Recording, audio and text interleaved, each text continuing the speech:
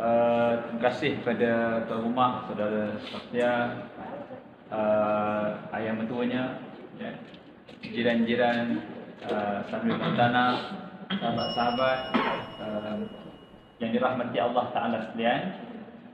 Pertama dan selamanya kita merafakkan syukur pada Allah, kerana dengan limpahan kurnia dan inayahnya dapat sama-sama kita bertemu pada tengah hari yang berbahagia pada hari ini. Mudah-mudahan Allah Ta'ala perpanjangkan umur kita dalam suasana ketaatan. Lebih-lebih lagi kita dah pun berada dalam tahun baru.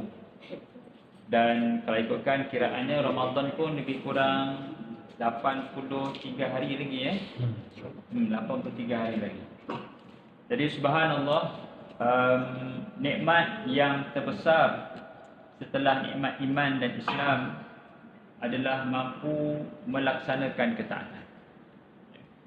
Dan subhanallah, kalau kita tengoklah berkenaan dengan masa. Allah Subhanahu wa taala berfirman dalam Quran satu surah yang memang berkait dengan masa, iaitu wal asri innal insana lafi khusr. Demi masa sesungguhnya manusia itu banyak yang rugi dari untung. Siapa yang cakap gitu? Yang Tuhan manusia, iaitu Allah Subhanahu wa taala yang menciptakan manusia, mengatakan kita ni kalau diberikan masa banyak rugi dari untung. Kalau kita tengok lafaz bahasa Arab asrun, kata terbitannya boleh juga diterjemahkan kepada asir. Asir ni dalam bahasa Arab jus buah-buahan. Ya, berkata seorang ulama tafsir di Syria, dia kata macam mana kita nak dapatkan jus buah yang berkualiti, kita kena tengok macam mana petani menggunakan tanahnya untuk mendapatkan buah yang berkualiti. Petani dia nak tanam pokok durian, dia kena ikut SOP durian lah. Ya. Dia nak tanam rambutan, ikut SOP rambutan. Nak tanam padi, ikut SOP padi. Dia tak boleh tanam durian ikut SOP padi. Ya, tenggelam durian tu pasal melempah air. Kalau tanam durian ikut SOP padi, tak ada durian lah jawabnya. Rapat-rapat sangat. Dan bila pokok tu dah tumbuh, dia siram air pun dengan penuh kesabaran, dengan penuh disiplin. Dia tak boleh supply 3 tahun air siap. Durian pun mati. Ya. Kita pun tanya, Haji siram air banyak sangat tu untuk apa? Senang Ustaz, 3 tahun air siap. Pening durian tu. Jadi semua yang dilakukan oleh petani adalah untuk memastikan production buahnya akan terhasil lepas 9-10 bulan ke setahun. Apa-apalah. Tapi begitulah petani merancang tanaman semaya. Jadi Allah Ta'ala suruh kita melihat bagaimana petani menghasilkan jus buah. Menghasilkan buah daripada tapak semayan itu samalah dengan kita. Masa yang Allah bagi kat kita semua ni tak sama. Tapi itulah modal yang kita ada untuk kita maksimiskan profit dia. Okay? Kalau kita tengok time versus value kan, selalunya lah emas makin lama makin bernilai. Sebab dia emas. Ya, tak ada cerita lain dah pasal dia emas. Dulu tahun 90-an emas RM30 1 gram. Sekarang harga emas RM280 1 gram. Ya. Saya tanya adik Haji tu, Haji lah RM30 murah Haji katanya. Dia kata masa tu Ustaz 90-an RM30 pun dah mahal dah. Dan kami pun tak ada duit. Sekarang RM280 1 gram pun tak ada duit. Nak kata dulu ada duit, tak ada juga. Nak kata sekarang duit pun tidak. Sebab emas memang naik sebab masa. Dan rumah pun sama. Rumah akan naik nilainya kerana masa. Dan sebab apa dia naik? Sebab ada facilities, ada kedai, ada masjid, ada hospital, ada sekolah. Maka harganya naiklah. Sama juga pangkat dan gaji. Makin lama kita kerja, ada increment. Kalau tak ada increment, kita pun cabut. Cari increment tempat lain. Ya? Ada bonus. Gaji kerja pun naik pangkat. Itu secara umumnya ada progress dalam hidup kita. Tapi sayang, kalau kita diberikan masa untuk meningkatkan nilai, Tapi kita tak tahu di manakah nilai yang perlu kita tingkatkan hubungan kita dengan Allah Subhanahu Wa Taala. Ya. Sebab ultimate aim dia, ultimate goals dia adalah kita nak pergi, kita akan direview oleh Allah Subhanahu Wa Taala. Kita akan dinilai sama ada kita ni make profit ataupun tidak lah secara dunia korporat ni, ataupun kita ni betul-betul boleh laksanakan nikmat itu sebaik mungkin, boleh gunakan nikmat yang Allah bagi ni sebaik mungkin untuk menghasilkan, menzahirkan syurga yang kita dambakan. Kata Imam Abu Layth As-Samarqand, ya, berkenaan dengan masa, dia kata nilai manusia ni akan terzahir mengikut apa yang dia buat. Ya, kalau dia pejabat 8 jam kita kerja, mungkin seorang tu gajinya 3,000, seorang gaji 13,000, seorang gaji 30,000. Beza gaji ni kerana nilai yang dia bawa kepada syarikat. Seorang gaji 13,000 tak sama dengan gaji 3,000. Orang yang gaji 3,000 mesti panah hati tengok orang gaji 30,000. Kerja sama banyak 8 jam, kan? Tapi kerja kita lagi berat angkat kotak 3,000 je. Kerja dia pegang pen je 30,000. Dia cuba fikir, tak boleh nak fikir. Sebab dia tak sampai level orang 30,000 nilai dia. Orang yang duduk pegang pen fikir sains, gajinya 30,000 sebab dia membawa nilai yang berbeza kepada syarikat. Mungkin profit banyak dan sebagainya. Dan subhanallah, begitulah nilaian Allah Ta'ala kepada manusia. Itu sunatullah. Dua orang yang sembahyang tapi membawa hasil yang berbeza. A sembahyang, B solat, A solat. Tetapi A solat tak dapat apa-apa, B solat dia punya pahala tinggi. Kerana apa? Kerana dia berjaya menzahirkan nilai yang betul di saat dia solat. Apa nilai solat yang perlu kita zahirkan? Masa kita solat, apa nilai dia? Faham, khusyuk, ada rasa, kan? Rasa-rasa tu, kan? Buat rasa-rasa kan? Jadi khusyuknya kita dalam sembahyang yang akan memberi kesan luas sembahyang. Kita boleh taat pada Allah, kan? Inna salata tanha 'anil fahsya' wal munkar. Solat boleh mencegah kemungkaran. Sebab solat itu ada impact lepas habis. Sebab dia betul-betul solat tu berkualiti lah, dia letakkan nilai dia.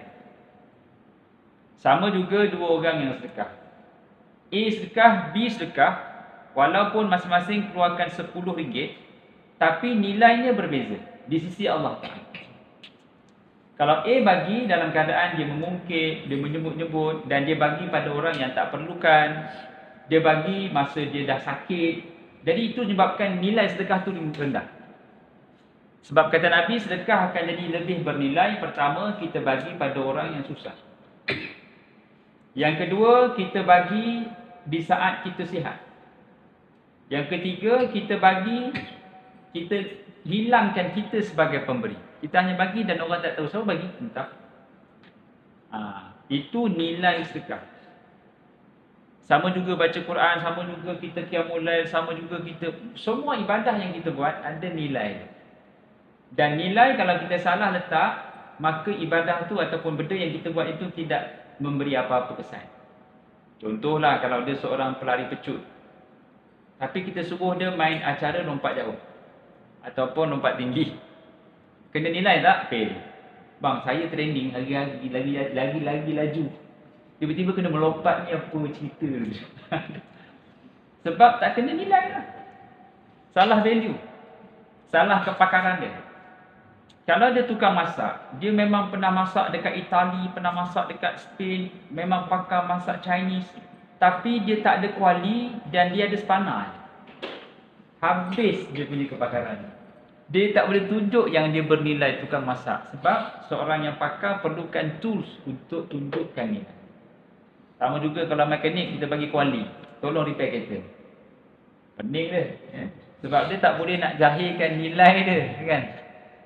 Jadi subhanallah, dengan adanya manusia, dengan adanya alat, maka boleh menunjukkan nilai. Allah Ta'ala bagi kita akal. Allah Ta'ala bagi kita akal, Allah bagi kita modal. Jadi kita kena buat apa?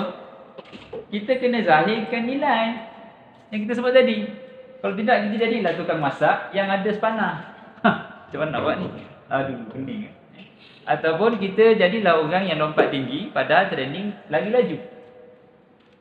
Sebab kita salah nilai satu, ataupun kita tak ada alat untuk tunjukkan kita ni bernilai. Selamat datang, sila. Sila. Masya-Allah. Sampai jumpa ni pun. Insya-Allah. Baik. Terima kasih. Subhanallah. Jadi kita bicarakan berkenaan dengan tahun baru. Tahun baru ni kita nak ada sesi muhasabah dan kita nak ada planning. Sebab kata Sayyidina hasibu anfusakum qabla an tuhasabu. Hitung diri kamu sebelum kamu dihitung. Wazinu anfusakum qabla an tuzan. Timbang-timbang diri kita sebelum kita ditimbang. Jadi apa yang sedang kita kupas ni adalah adakah kita ini telah menzahirkan nilai yang betul untuk kita pergi ke negeri abadi yang namanya akhirat. Okay. Sebab kalau kita tak bawa nilai, tak bawa value, the right value untuk orang nilai. Okay. Kalau kita, memang kita tak dapatlah job tu. Kita graduan grafik, tapi yang offer adalah engineering. Walaupun kita fall flat dalam bidang grafik, memang tak boleh kerja. Pasal tak kena. Tak ada demand. Kita punya masa tu demand adalah engineering. Walaupun kita pakar dalam bidang grafik. Baik. Jadi dia punya main point adalah macam mana kita nak berdiri depan Allah Ta'ala esok dalam keadaan kita betul-betul bernilai dan kita senang nak jawab semua soalan-soalan tu. Simple. Ya. Dua orang pergi pejabat, gajinya berbeza. Dua orang yang solat, pahalanya berbeza bergantung pada nilai. Subhanallah. Maka berkata Imam Abu Laith As-Samarqand, ya, bila sebut tentang nilai manusia ni, ada 4 area. Bila sebut tentang hubungan dia dengan Allah. Sila. Hubungan kita dengan Allah Ta'ala ni dia ada dipanggil sejauh mana kita kenal, maka dia menzahirkan tindakan. Ya, sejauh mana kita kenal bos kita, maka tindakan kita menjurus kepada bos punya kesukaan lah, favorite dia. Kalau bos suka baju warna merah, kita memang pakai baju warna merah. Kalau bos penyokong Arsenal, kita pakai baju Arsenal je. Walaupun jiwa Manchester tu. Kan jiwa Manchester United, tapi sebab bos Arsenal, aduh, Arsenal jugalah kata dia. Pasal nak dapat bonus, nak dapat review, bos terus jadi baik pasal baju Arsenal. Kau pakai baju Arsenal memang betul. Performance review top pasal baju Liverpool, baju Arsenal. Kalau pakai baju Liverpool lagi dia pisang. Pakai baju Liverpool, awak tak tahu ke saya main menyampah walaupun top performer, terus dia bagi bad performance. Baik. Jadi tindakan kita bila kita kenal seseorang, maka kita akan tahu apakah expectation dia. Kita nak dapat job ataupun nak dapat review performance yang hebat, kita kena tahu apa benda yang kita nak deliver, apa expectation daripada bos. Subhanallah, menjadi satu kerugian yang amat dahsyat kalau kita tak tahu apa dia expectation sebagai seorang Islam dan apa yang perlu kita kumpul sebelum kita nak travel yang sangat jauh ni. Ya, the real is kita akan travelling. The real travel adalah lepas kita mati. Dan yang paling takutnya mati tu tak tahu bila. Maksudnya kita kena selalu bersedia sebab kita punya flight ticket, kita punya boarding pass ni akan dipanggil anytime. Tapi apa yang berlaku kita anggap ia macam tak lambat lagi. Ya, sebab mati tu bukan syaratnya tua, mati bukan syaratnya sakit. COVID-19 menunjukkan bukti bahawasanya yang sihat pun mati. Ya, yang muda pun mati COVID-19. Maka yang pertama sekali, nilai kenalnya kita kepada Allah sekali akan terzahir bila kita ada rasa takut. Jadi sepanjang tahun 2022, 2019, 2018, adakah nilai takut kita pada Allah meningkat? Bila nilai takut meningkat, dia akan menghasilkan taat dan meninggalkan maksiat. Takut. Takut akan datang bila kita kenal.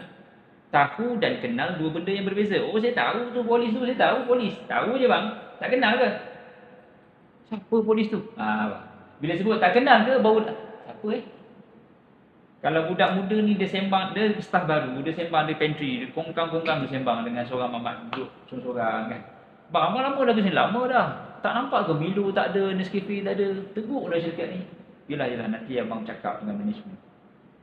Lepas dia balik meja dia kata, kau tahu tak siapa tadi tu? Siapa? Tu CEO. CEO? Dia dah bagi berbakul-bakul tadi tu kat CEO. Terus berubah dia sebab dia baru tahu yang dia bercakap tadi tu dengan CEO yang menyebabkan dia akan rasa sangat takut kalau itu CEO. Jadi subhanallah, kalau kita dengan Allah Ta'ala kita ada rasa takut, maksudnya kita kena tahu apakah dia expectation yang Allah Ta'ala tentukan pada kita. Dan expectation itu ada di dalam Quran, do and don'ts di dalam Quran. Sejauh mana kita faham apa saja arahan dan larangan, orders and prohibitions dalam Quran, itulah menunjukkan tahap takutnya kita pada Allah. Sayang kalau kita tak ada list of orders and prohibitions ataupun kita tak acknowledge arahan dan larangan Allah dalam Quran. Kalau kita tak acknowledge ataupun kita ignore aja, maksudnya apa? Maksudnya kita sedarlah nilai kita tidak paling kurang dekat at par tu, expectation. Kalau kita kerja, kita tak tahu buat kerja, at least tanyalah. Takkan kita duduk saja depan komputer tengok TikTok je, tak kerja ke? Tak tahu nak buat apa. Gaji jalan ni, tak tahu buat apa macam TikTok. Tanyalah, kan? Simple. Kalau kita tak tahu dan kita tanya. Tapi dia tak tanya, dia buat je dan maksudnya apa? Dia in big trouble. So subhanallah, perkara pertama yang kita muhasabah adalah nilai takut, dan apa yang kita nak buat next setahun ni adalah kita kena buat analyse lah. Satu senarai sama ada kita ni dah meet semua yang Allah suruh dan tinggal apa yang Allah larang ke belum.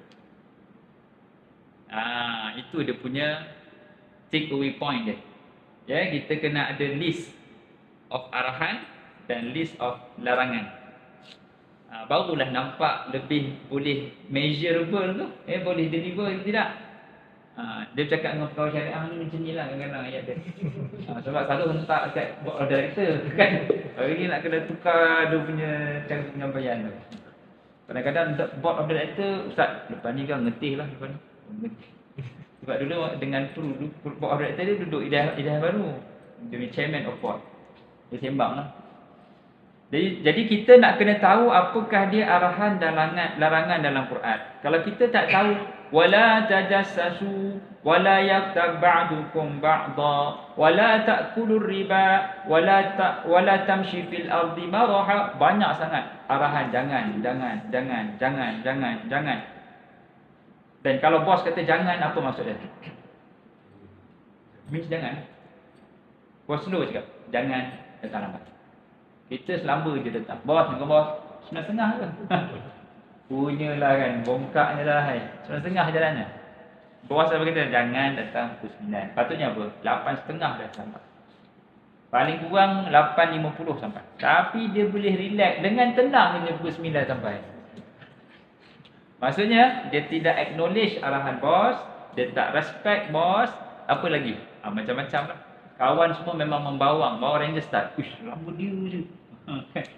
Memang hari tu topik dia ni memang selamba betul. Dah lah baru masuk, the sound boss kata Milo tak ada kat pantry. Lepas tu dia datang Assalamualaikum bos, pukul 9.30. Kau agak-agak apa kan? Jadi yang pertama yang kita kena buat muhasabah adalah nilai takut dan apa yang kita nak acknowledge ataupun apa yang dipanggil arahan dan larangan Allah dalam Quran. Yang kedua, nilai kita akan lebih tinggi di sisi Allah Ta'ala sebagaimana property akan bernilai bila banyak fasilitiesnya. Pangkat akan naik bila kita pandai banyak buat kerja, kita boleh deliver deals dengan banyak sales dan kita boleh bawa company untung. Nilai yang kedua kita tinggi di sisi Allah Ta'ala bila kita ada sifat malu. Nilai malu. Sepanjang tahun sebelum ni kita dengan Allah Ta'ala kita rasa malu ke tidak? Malu ni selalunya akan terzahir bila kita rasa kita menumpang. Kalau kita menumpang, dia punya feeling malu tu lain macam. Kalau kita pinjam kereta orang, Kita pinjam jiran, bang, pinjam kita jap. Mana boleh kampung lah, dok tax mati pula. Kita nak bawa laju pun takut, kita nak bergeser pun takut. Nampak kereta, ni tak boleh ni, 50-50 ni saya tak boleh ni. Sebab kereta orang. Kalau kita sendiri, ada sikit je, 10-90 pun dia zoom masukkan. Walaupun dia punya percentage tu, ini memang bersagat kereta ni, tak apa. Dia tak berani. Kalau dia berani, dia mesti breaknya. Dia boleh macam tu. Ya, tapi sebab kita orang, kita akan fikir panjang. Ini kita orang ni, malu. Nilai malu itulah menilai muhasabah tahun lepas.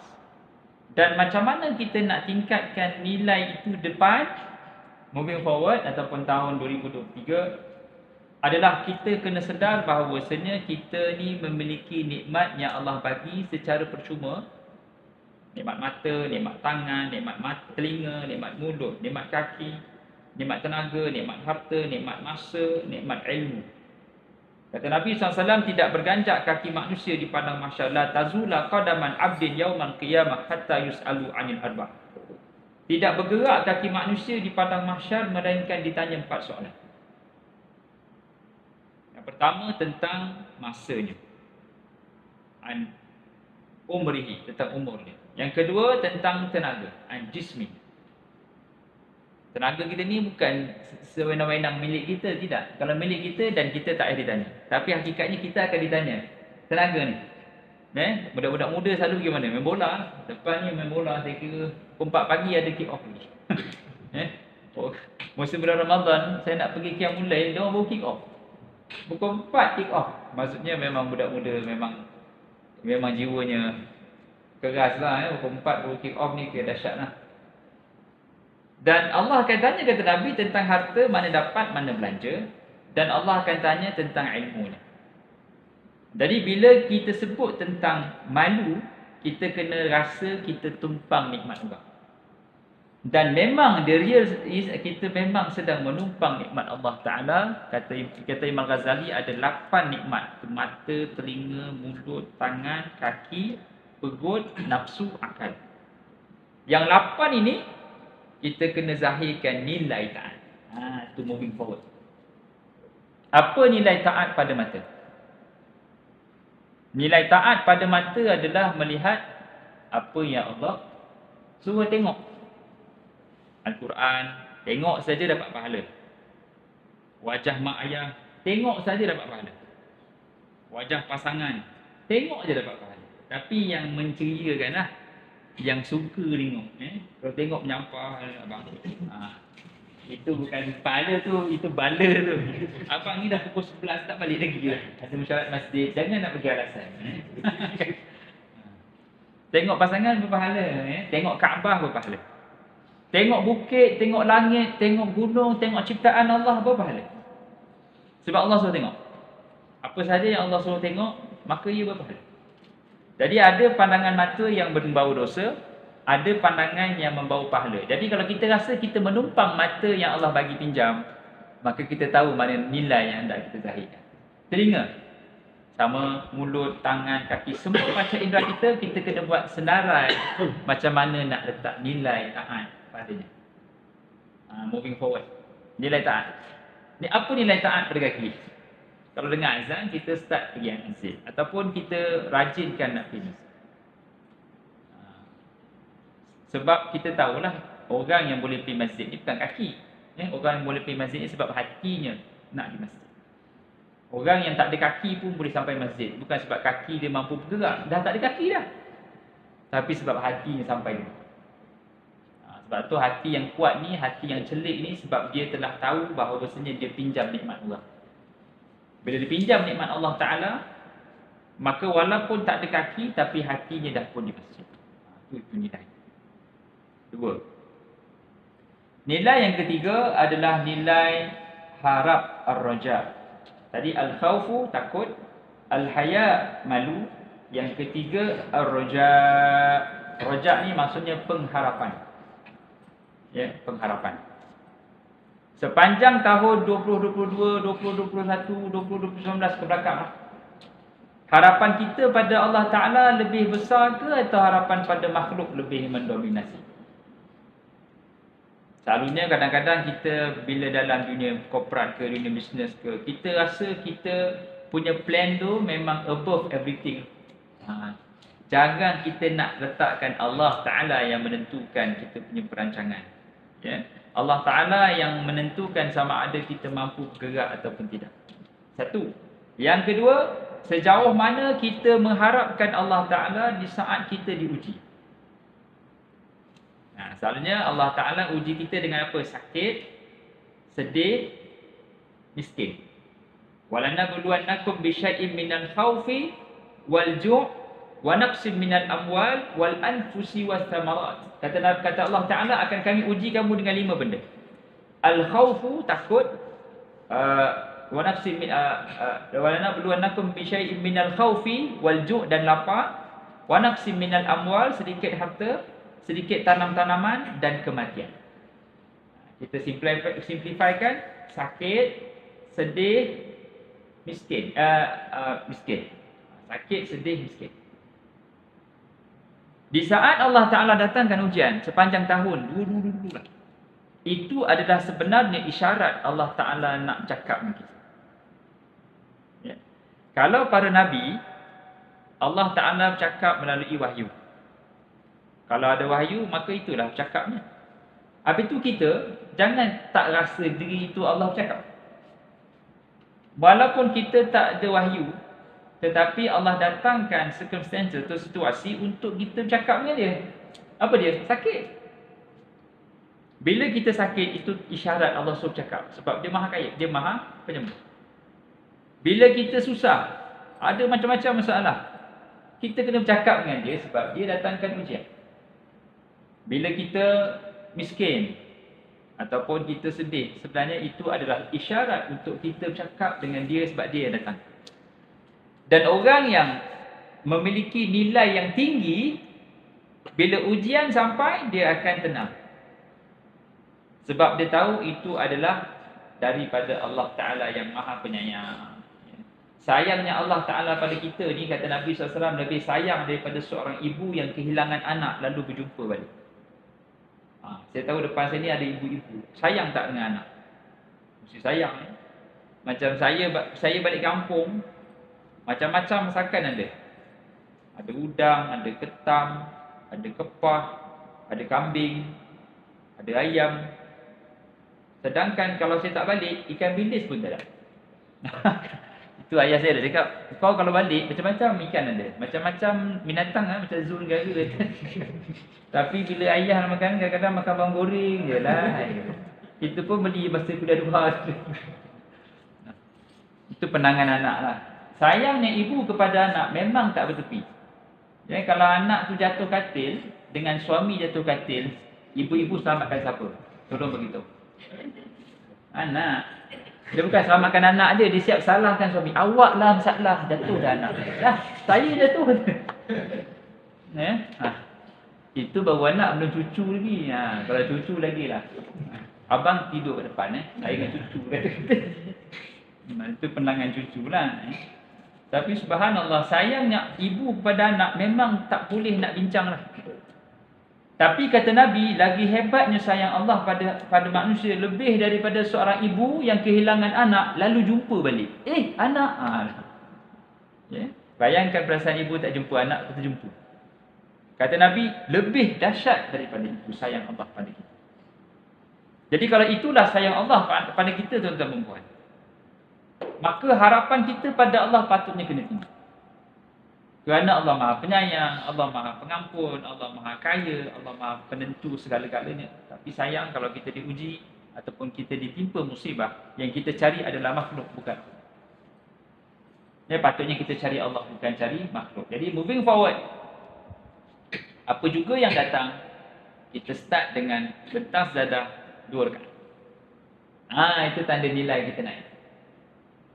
Sebelum apa-apa masalah yang kita nak settlekan, sebelum apa-apa sakit yang kita nak cari penawarnya, sebelum apa-apa sedih yang kita cuba cari makhluk untuk hiburkan, bentang sajadah Allah. Itu nilai. We talk about value. Jadi dia punya approach, dia punya sentuhan tu berbeza. Dia ada nilai berbeza. Kalau top management dapat masalah, dia tenang, dia fikir berbanding orang staff di bawah. Terlalu responsif. Oh, hiup, bawa tenang, bawa tenang, bawa tenang. Top management, relax je. Bos, okey ke bos? Okey, relax, relax. Begitulah. Sebab dia tahu nak tengok tu macam mana. Jadi nilai yang ketiga adalah nilai harap. Dan nilai yang keempat sebagai seorang hamba kepada Allah Ta'ala adalah nilai agung kepada Allah. Rasa keperkasaan. Kita acknowledge keperkasaan, kekuasaan, kerajaan Allah yang maha hebat. Dan pada masa yang sama kita menzahirkan kekerdilan diri. That's the moving forward. Bila kita menghadap agung, selalunya kita cakap apa? Menghadap sultan. Ampun tuanku, beribu-ribu ampun, sembah patik, harap diampun. Itu apa maksud dia? Salutation tu apa maksud dia? Kita menzahirkan kekerdilan kita dan menzahirkan kehebatan sultan. Itu nilai ta'zim. Ya.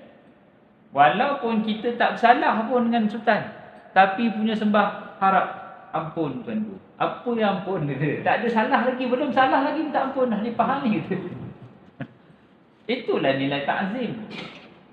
Ya, bila kita jumpa orang, kalau kita letakkan nilai ta'zim, bos minta maaf bos, saya sebenarnya belum bercakap lagi dah minta maaf dah. Tapi macam mana bos rasa? Sangat comfy. Oh baguslah, saya ada staff yang sangat memuliakan saya.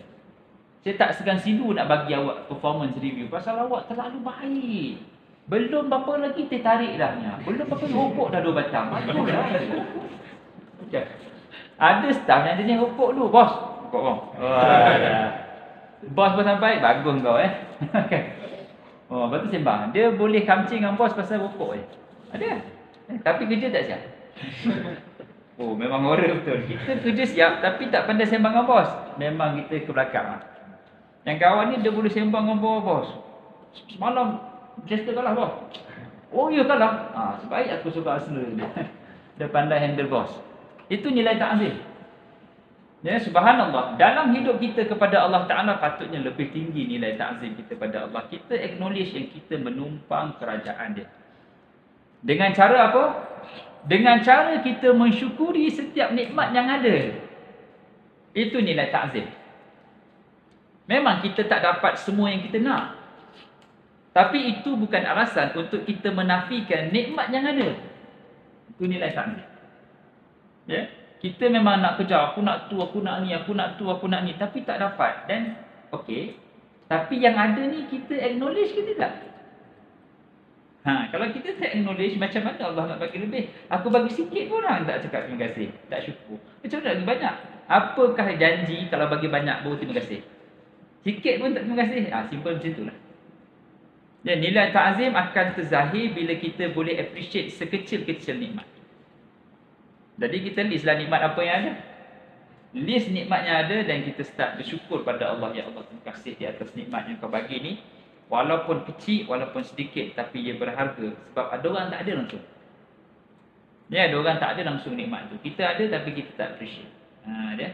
Jadi muhasabah kita pada sesi tengah hari ni, berapa dah ni? 40 minit. Okay.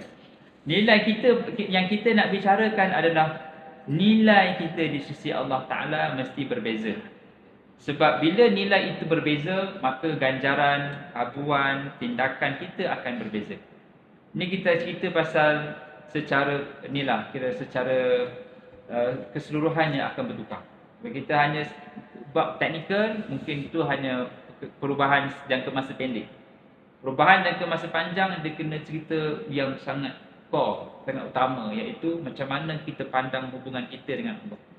Bila kita pandang hubungan kita dengan Allah lain, maka kita akan menghasilkan tindakan behavior yang totally different. Sebab kita cerita pasal nilai. Kalau kita bernilai, maka kita akan lebih tenang dan cool. Macam mana perasaan kita kalau kita kata kita staff Petronas? Aku kata, saya staff Petronas, saya oil and gas. Yelah, kat mana branch mana? Tu dekat Gelanggit tu, pam minyak tu, saya lah. So kita pam minyak je, oil and gas tu. Okay. Nah, dia punya cerita oil and gas, saya kerja oil and gas juga bang. Kau kat branch mana? Kertih ke? Gelanggit. Gelanggit ada ke branch minyak? Ada. Tu pam minyak tu. Sebab dia bangga jadi staf Petronas. Tapi cuba bayangkan kalau Petronas yang cakap, itu staf saya tu. Macam mana dia punya feeling?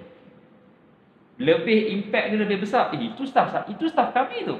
Staf CEO Petronas kata itu staf kami tu. Dia punya feeling dia lagi macam. Sedar atau tidak, Allah Taala sebut dengan kaedah yang begitulah. Allah kata apa? Qul a'udzu birabbin nas, malikin nas, ilahin nas. Nampak? Tuhan manusia, pentadbiah manusia, pemilik manusia, raja manusia. Allah sebut, Allah Ta'ala punya zat ni milik manusia. Aku ni Tuhan manusia tau. Aku ni raja manusia tau. Ya, nampak? Maksudnya apa? Maksudnya Allah Ta'ala mengangkat kita untuk berada di tinggi, tempat yang tinggi. Berbanding kita yang minta, saya staf Petronas lah. Ya ke? Petronas tak cakap pun kau staf dia. Saya staf Petronas lah. Dia. Saya kerja pam minyak atau Petronas lah. Tapi berbeza kalau Petronas yang Indonesia, itu memang staf kami. Dan yang berlaku adalah Allah Ta'ala angkat darjat kita. Itu Tuhan. Aku ni Tuhan dia. Aku ni pemilik dia. Aku ni raja ni. Tapi sayang kalau kita tak ada feeling untuk menjadi rasa bangga dan rasa syukur terhadap segala nikmat yang Allah bagi punya. Jadi tuan-tuan dan puan, muslimin muslimat yang dirahmati Allah Ta'ala, jadi begitulah lebih kurang ya 40 minit berkenaan dengan muhasabah majlis ilmu kita, iaitu muhasabah masa lepas, dan kita nak plan masa depan ya, berdasarkan apa yang kita dah muhasabah tadi adalah benda yang patut kita fikirlah. Ya, maksudnya start cari nilai-nilai pematuhan dalam Quran, apa yang do and don'ts, kita buat senarai. Kemudian kita start acknowledge yang nikmat yang sedang kita nikmati ini patut rasa malu. Kemudian kita zahirkan rasa nikmat yang Allah ada ni, kita sebut-sebut. Wa amma bi ni'mati rabbika fahaddis, nikmat Allah disebut-sebut. Dan barulah kita akan nampak banyak hikmah yang terbuka dalam hidup kita ni. Ya, kita lebih bersyukur, kita lebih tenang, dan orang yang bersyukur ni dia akan nampak banyak rezeki. Itu janji Allah Ta'ala. La in syakartum la azidannakum. Kalau kamu syukur, aku bagi macam-macam pintu rezeki.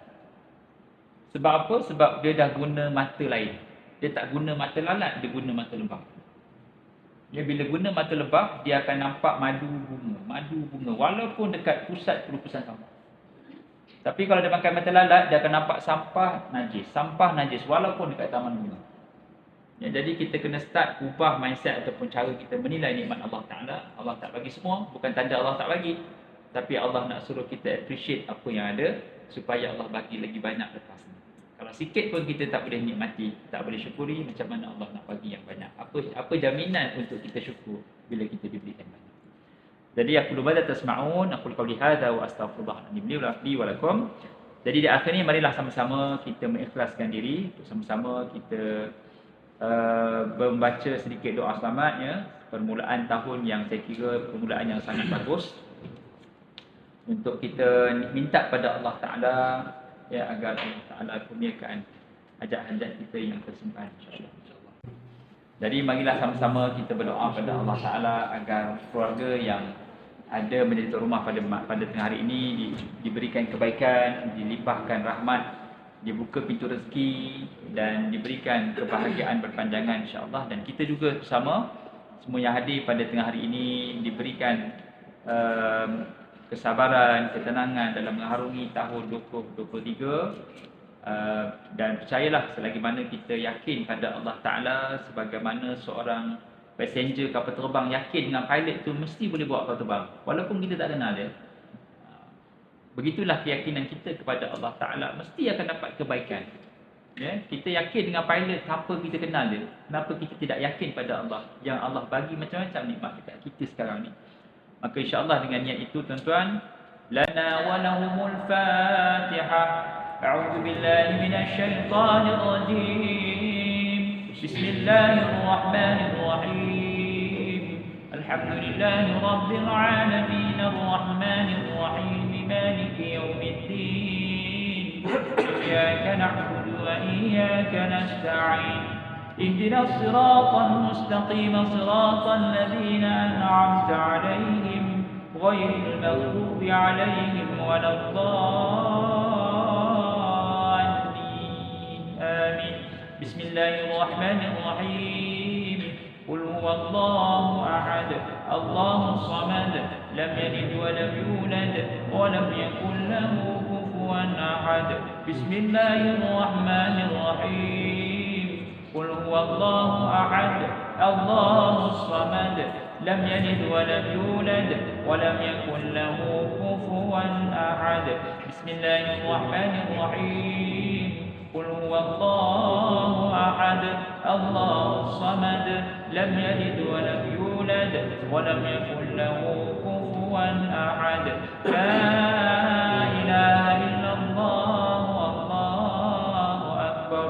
بسم الله الرحمن الرحيم. قل أعوذ برب الفلق من شر ما خلق ومن شر غاسق إذا وقب ومن شر النفاثات في العقد ومن شر حاسد إذا حسد. لا إله إلا الله والله أكبر. بسم الله الرحمن الرحيم. قل أعوذ برب الناس ملك الناس إله الناس من شر الوسواس الخناس الذي يوسوس في صدور الناس من الجنة والناس. لا إله إلا الله والله أكبر. بسم الله الرحمن الرحيم. الحمد لله رب العالمين الرحمن الرحيم مالك يوم الدين. إياك نعبد وإياك نستعين. اهدنا الصراط المستقيم صراط الذين أنعمت عليهم غير المغضوب عليهم ولا الضالين آمين. بسم الله الرحمن الرحيم. ألف لام ميم. ذلك الكتاب لا ريب فيه هدى للمتقين الذين يؤمنون بالغيب ويقيمون الصلاة ومما رزقناهم ينفقون والذين يؤمنون بما أنزل إليك وما أنزل من قبلك وبالآخرة هم يوقنون. أولئك على هدى من ربهم وأولئك هم المفلحون. وإلهكم إله واحد لا إله إلا هو الرحمن الرحيم. الله لا إله إلا هو الحي القيوم لا تأخذه سنة ولا نوم له ما في السماوات وما في الأرض. من ذا الذي يشفع عنده إلا بإذنه يعلم ما بين أيديهم وما خلفهم ولا يحيطون بشيء من علمه إلا بما شاء. وسع كرسيه السماوات والأرض ولا يؤوده حفظهما وهو العلي العظيم. أعوذ بالله من الشيطان الرجيم. بسم الله الرحمن الرحيم. الحمد لله رب العالمين حمدا حامد حمدا شاكر حمدا يوافي نعمه ويكافئ مزيده. يا ربنا لك الحمد كما ينبغي لجلال وجهك الكريم وعظيم سلطانك. اللهم صل على سيدنا محمد صلاة تنجينا بها من جميع الأهوال والآفات وتقضي لنا بها من جميع الحاجات وتطهرنا بها من جميع السيئات وترفعنا بها عندك على الدرجات وتبلغنا بها أقصى الغايات من جميع الخيرات في الحياة وبعد الممات. سبحانك لا نحصي ثناء عليك كما أثنيت على نفسك فلك الحمد حتى ترضى ولك الحمد إذا رضيت ولك الحمد بعد الرضا. اللهم صل وسلم على سيدنا محمد في الأولين وصل وسلم على سيدنا محمد في الآخرين وصل وسلم على سيدنا محمد في الملأ الأعلى إلى يوم الدين وصل وسلم على سيدنا محمد حتى ترث الأرض ومن عليها وأنت خير الوارثين. اللهم إنا نسألك رضاك والجنة ونعوذ بك من سخطك والنار. اللهم إنك عفو كريم تحب العفو فاعف عنا وعن والدينا وعن جميع المسلمين والمسلمات برحمتك يا أرحم الراحمين. اللهم اغفر لنا ذنوبنا ولوالدينا وارحمهم كما ربونا صغارا ولجميع المسلمين والمسلمات والمؤمنين والمؤمنات الأحياء منهم والأموات برحمتك يا أرحم الراحمين. ربنا اللهم إنا نسألك سلامة في الدين وعافية في الجسد وزيادة في العلم وبركة في الرزق وتوبة قبل الموت ورحمة عند الموت ومغفرة بعد الموت. اللهم هون علينا في سكرات الموت والنجاة من النار والعفو عند الحساب.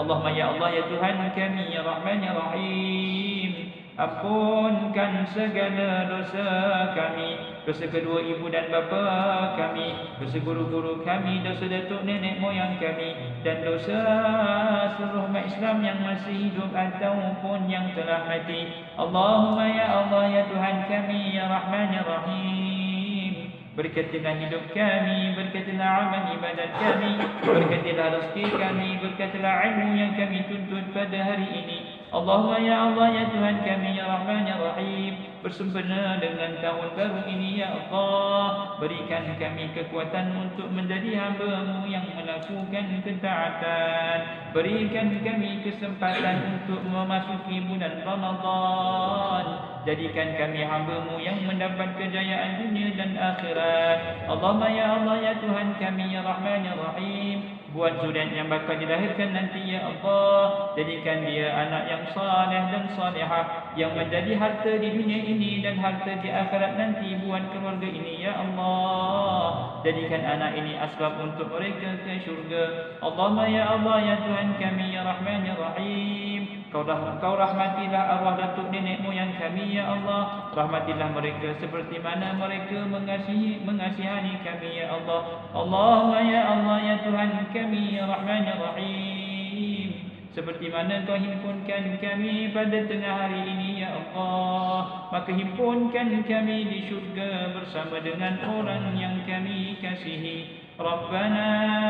atina fid dunya hasanah wa fil akhirati hasanatan wa qina adzaban nar. Wa sallallahu ala sayyidina Muhammadin wa ala alihi wa sahbihi ajma'in.